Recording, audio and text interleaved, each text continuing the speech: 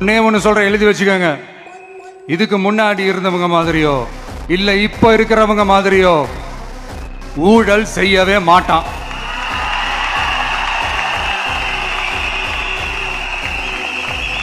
ஒரு பைசா தொட மாட்டான். எனக்கு அது அவசியமே இல்லை. புரிஞ்சுங்களா உங்களுக்கு? எனக்கு அதை தொட வேண்டிய அவசியமே இல்லை.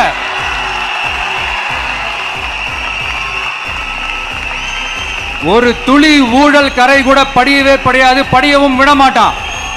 நீங்க கேட்கலாம், இது என்ன சினிமாவா, இது என்ன முதல்வன் படமா, ஒரே நாள் வந்து இவர் எல்லாத்தையும் கிளீன் பண்ணிடுவாரான்னு நீங்க கேட்கலாம். ஓகே, பிராக்டிகலா அது பாசிபிள் இல்லதான். But it is a process, right? It is a process.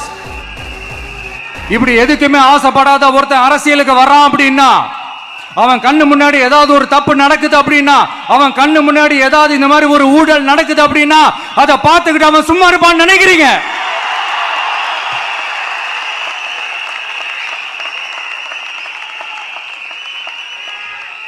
அதனால இந்த தீய சக்தியா இருக்கட்டும், இந்த ஊழல் சக்தியா இருக்கட்டும், ரெண்டு பேரும் தமிழ்நாட்டை ஆண்டவை கூடாது.